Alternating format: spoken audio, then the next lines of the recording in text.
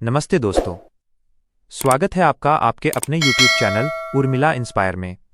मैं हूं आपकी होस्ट और आज हम एक ऐसी महान आत्मा के बारे में बात करेंगे जिनके विचारों ने पूरी दुनिया में भारत का मस्तक गर्व से ऊंचा कर दिया। हम बात कर रहे हैं स्वामी विवेकानंद की। दोस्तों, अगर आप अपने जीवन में हार मान चुके हैं या आपको लगता है कि आप आगे नहीं बढ़ पा रहे हैं तो स्वामी जी की बातों को बहुत ध्यान से सुनिएगा। इस वीडियो को पूरा देखें क्योंकि यह आपके सोचने का तरीका बदल सकता है। और हाँ, आगे बढ़ने से पहले उर्मिला इंस्पायर को सब्सक्राइब जरूर करें ताकि आप ऐसे ही प्रेरणादायक वीडियो देखते रहें। 1. बचपन और प्रारंभिक जीवन। स्वामी विवेकानंद का जन्म 12 जनवरी 1863 को कोलकाता के एक कुलीन परिवार में हुआ था। उनके बचपन का नाम नरेंद्र नाथ दत्त था। उनके पिता विश्वनाथ दत्त एक सफल वकील थे और माता भुवनेश्वरी देवी एक धार्मिक महिला थीं। नरेंद्र बचपन से ही बहुत कुशाग्र बुद्धि के थे।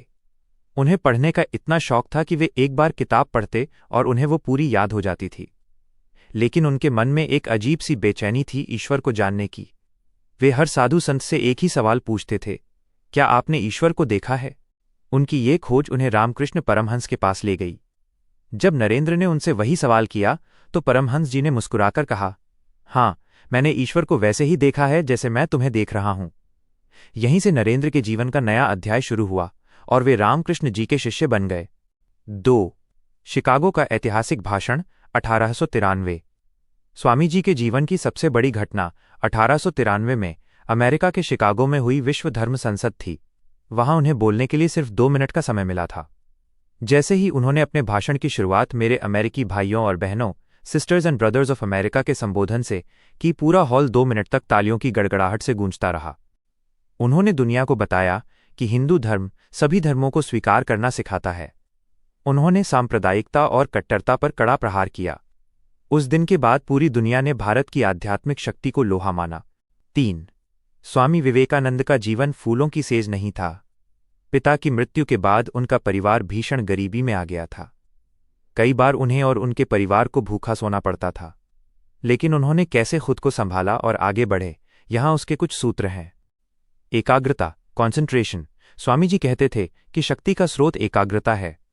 अगर आप किसी एक विचार को पकड़ लें और उसे अपना जीवन बना लें तो सफलता निश्चित है। निर्भयता, फियरलेसनेस। वे अक्सर कहते थे, डर ही मृत्यु है, डर ही पाप है। एक बार बनारस में उनके पीछे बंदर पड़ गए। वे भागने लगे। तभी एक सन्यासी ने कहा, रुको और सामना करो। जैसे ही स्वामी जी पलटे और बंदरों की तरफ बढ़े, बंदर भाग गए। यही संदेश उन्होंने हमें दिया कि मुश्किलों से भागो मत, उनका सामना करो। आत्मविश्वास, सेल्फ कॉन्फिडेंस। उनके अनुसार जो खुद पर विश्वास नहीं करता वो कभी सफल नहीं हो सकता। भगवान पर भरोसा करने से पहले खुद की शक्तियों को पहचानना जरूरी है। 4. हमारे जीवन में हमें क्या करना चाहिए? दोस्तों, उर्मिला इंस्पायर के माध्यम से मैं आपको स्वामी जी के वो 5 मंत्र बताना चाहती हूं जो आपको सफल बनाएंगे। 1. उठो, जागो और तब तक मत रुको जब तक लक्ष्य प्राप्त न हो जाए। ये उनका सबसे प्रसिद्ध मंत्र है। आलस्य को त्यागें और अपने लक्ष्य की ओर निरंतर बढ़ते रहें। 2. एक समय में एक काम करो। जब आप पढ़ाई कर रहे हों तो सिर्फ पढ़ाई करें। जब खेल रहे हों तो सिर्फ खेलें।